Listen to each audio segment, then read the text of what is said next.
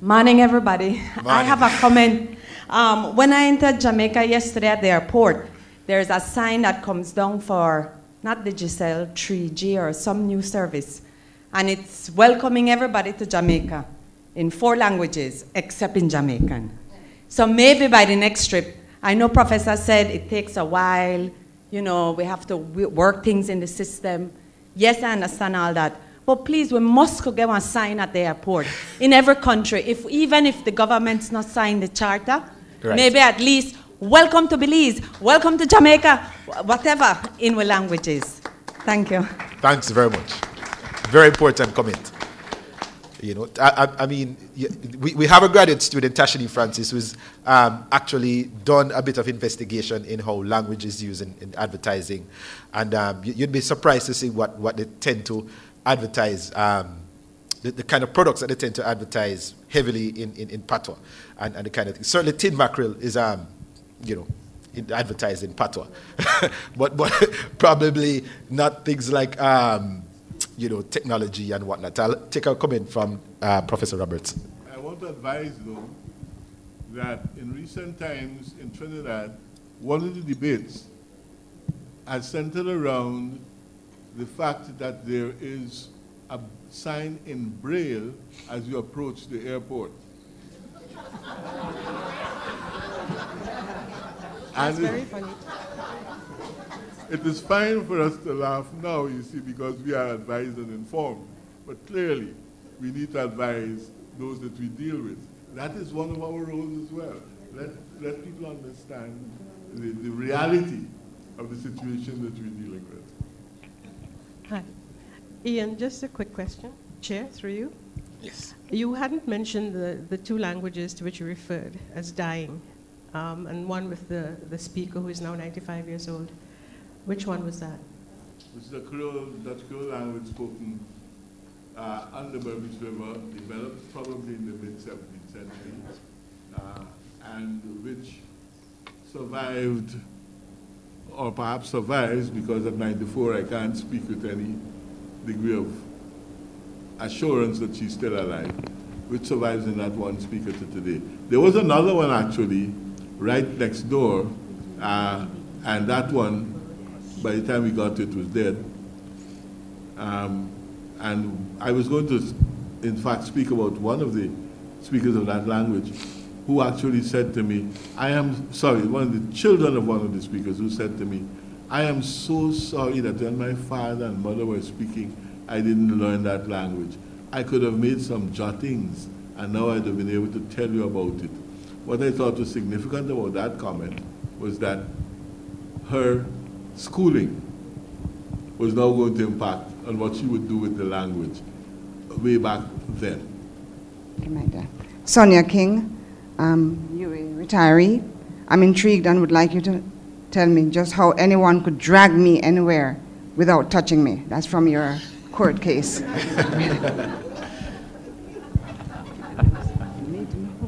Well, Hubert dragged me up here to come and talk to you.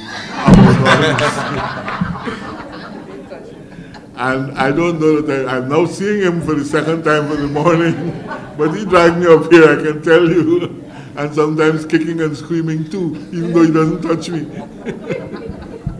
Morning, everybody. Morning. Professor Robertson, you started to... Just identify yourself. Oh, sorry. Jody Ann Scott, grad student. You started to make a very important point about what we could learn from these languages that are dying. Could you kind of expound on that for those of us who are not linguists? Why is it important for us to learn about these languages? What can we take away from them? These languages give us a deep sense of self, of who we are. I thought I'd covered it when I spoke about the Karen descendant, who said that now that the language is dead, people say all Caribs are dead. And she herself feels this great sense of personal loss at the fact that the language no longer exists. That's the first thing. Secondly, there are ways of behavior which match languages. And I use the Hindi Bhojpuri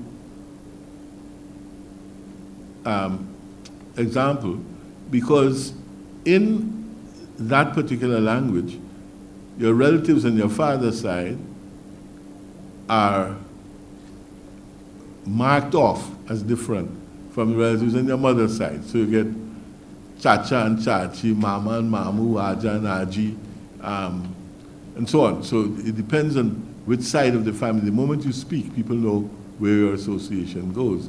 And the kinds of relationships that exist and the functions which those people perform within those societies are also clearly marked off. Now, when you lose that, you become, again, a sort of general mass, a blob of people, all moving around doing the same thing, thinking in the same kinds of ways, and not recognizing the complex possibilities of interhuman relationships. From a purely academic standpoint, certainly the issue of the extent to which control of languages increases a person's academic abilities has been pretty much on the boil, and I think it is pretty well accepted that people who speak a range of languages have a greater level of maturity and social conscience and all the rest of it than those who don't. So that once you lose these languages, your sense of self, your abilities to function within the society, your sense of other possibilities, and consequently, your ability to deal critically with the issues that confront you in life they all become lessened. And in particular, in relation to your critical awareness, what tends to happen is that you are less capable of finding alternatives to positions that are expressed or concretized or marked off in the particular language that you speak, that you still speak. That is why dragging, for me, is so important. Thank you. Jackie Quinn Leandro from Antigua. I'm the Minister of Education in Antigua. And I'm very thrilled and honored to be here this morning to participate in this conference.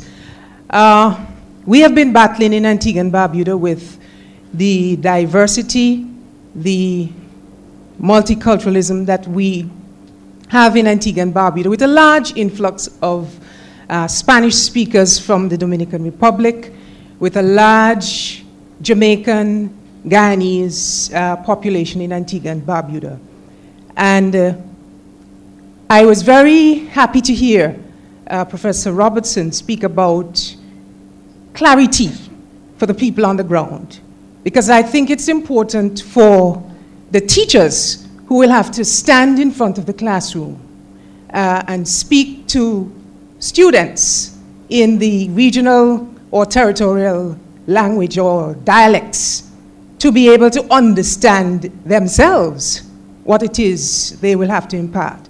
And so, although we are keen to listen to the contributions, interventions here, and to be able to sell the charter to the teachers' union, to my fellow cabinet colleagues, to the parents about the diversity, the importance of diversity, the importance of keeping the dialects.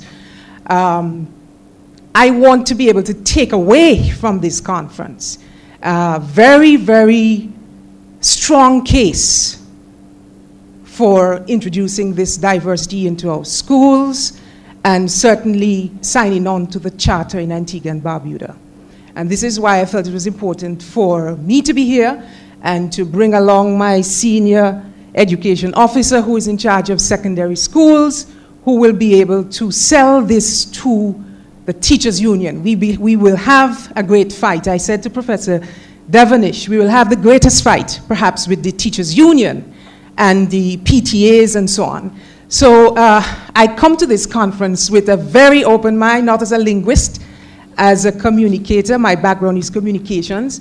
And I want to be able to go back to Antigua and tell my Prime Minister and my cabinet colleagues, this is important for Antigua and Barbuda to sign on to, and for us to begin to implement it in the schools in Antigua and Barbuda. Thank you. Thank you very much for that comment. You said your background is not a linguist. That is important. Right?